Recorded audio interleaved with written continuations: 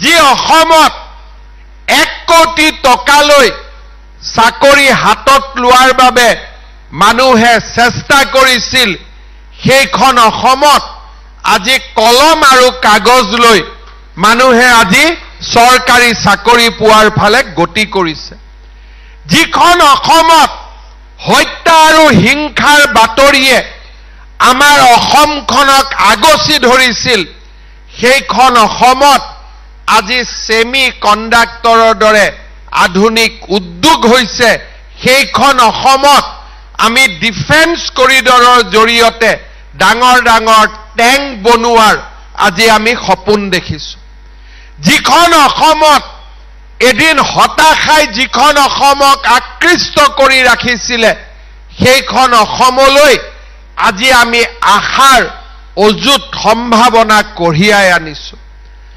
মোৰ মনত আছে, কলেজত পঢ়ি থকা সময়ত নিউয়ৰ্ক টাইমছত অসমৰ বাতৰি প্ৰকাশ হৈছিল নেলীৰ হত্যাকাণ্ড। নিউয়ৰ্ক টাইমছত অসমৰ বাতৰি প্ৰকাশ হৈছিল কোকৰাঝাৰ গণেশগুৰিৰ চিৰিয়েল বম ব্লাষ্টৰ। নিউয়ৰ্ক টাইমছত বাতৰি প্ৰকাশ হৈছিল ওদালগুৰি কোকৰাঝাৰৰ সাম্প্ৰদায়িক সংঘৰ্ষৰ। আৰু এই বছৰৰ আৰম্ভণিত নিউয়ৰ্ক টাইমছত বাতৰি প্ৰকাশ হৈছে যে বিশ্বৰ চতুৰ্থখন যদি কোনোবা পৰ্যটকে ফুৰিব যাব বিচাৰে, চতুৰ্থখন অনুমোদিত ৰাজ্য হৈছে অসম। কাৰণ এইখন অসমত কাজিৰঙা আছে, কামাখ্যাৰ মন্দিৰ আছে, চৰাইদেউ মৈদাম আছে, জৈৱ বৈচিত্ৰ্য আছে।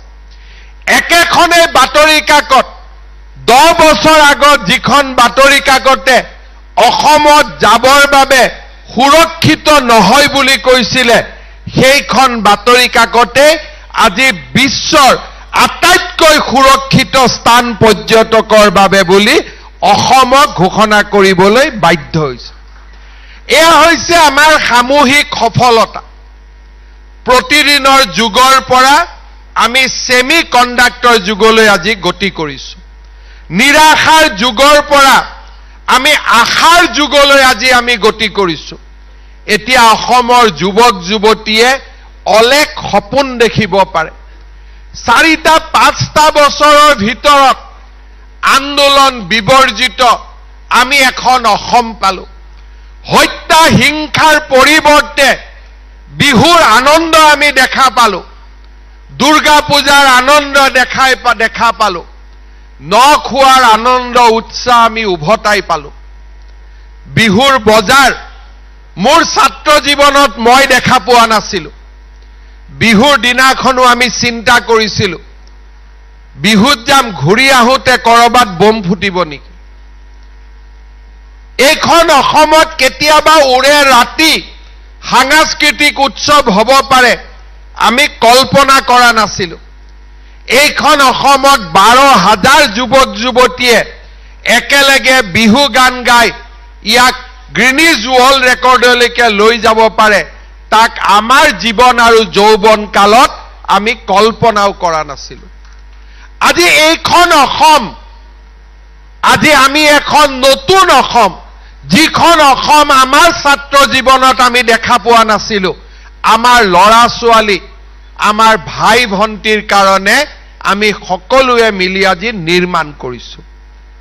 মই আহ্বান জনাম যে এতিয়া সময় হৈছে আমি নতুন দিগন্তলৈ গতি কৰা।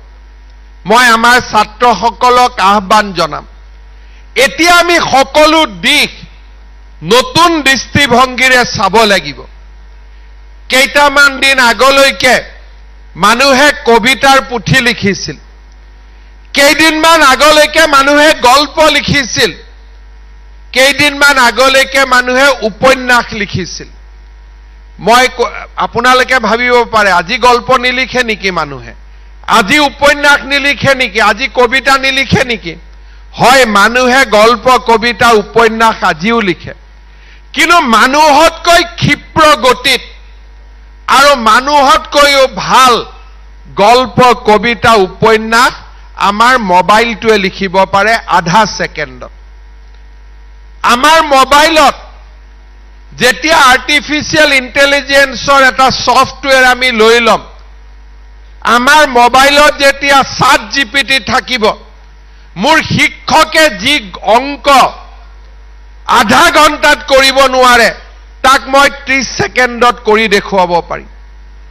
যিটো 16 তলীয়া বিল্ডিং মিস্ত্ৰী আৰু ঠিকাদাৰে কৰোতে 10 বছৰ লাগিব, তাক 3D প্ৰিন্টিঙত মই 6 মাহত কৰি শেষ কৰিব পাৰো।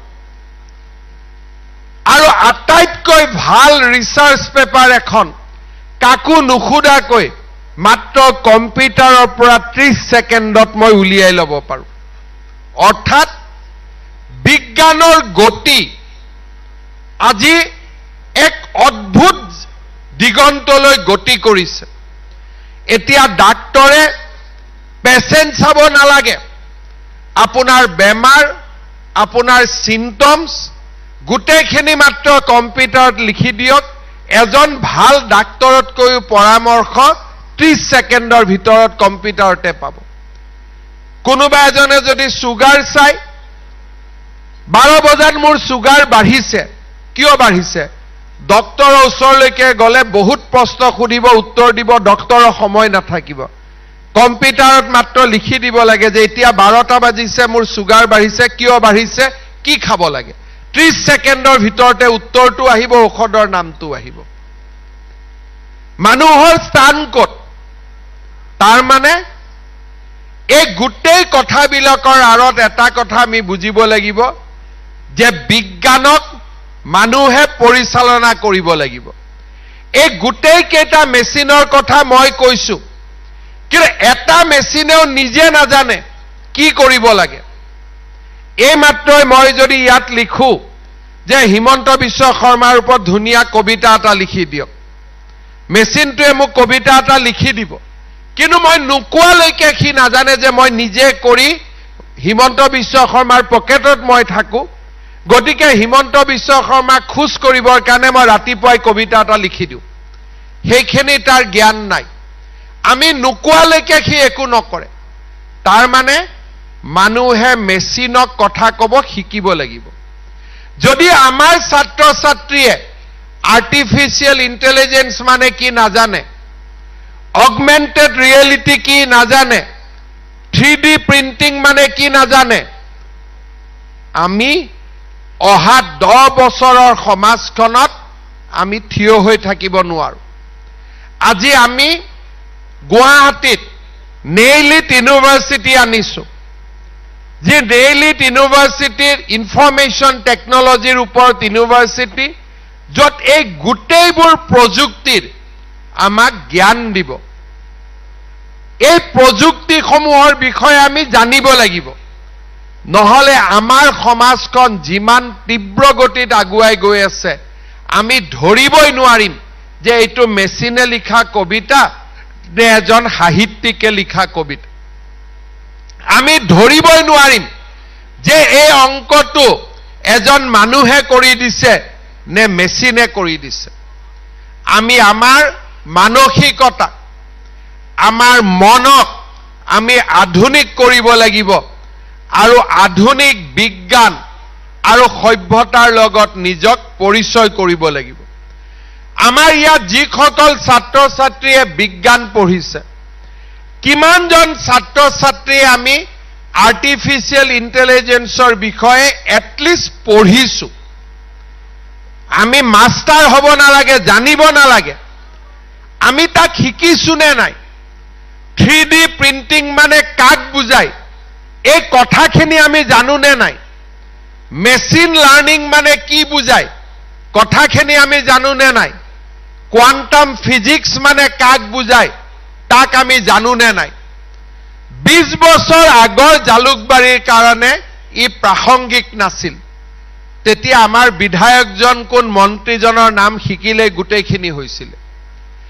20 বছৰ পিছৰ এইখন জালুকবাৰীৰ বাবে আধুনিক জ্ঞান আৰু বিজ্ঞানৰ নৱজাগৰণ আমাৰ বাবে আটাইতকৈ প্ৰয়োজনীয়। মই নিবিচাৰো যে আমাৰ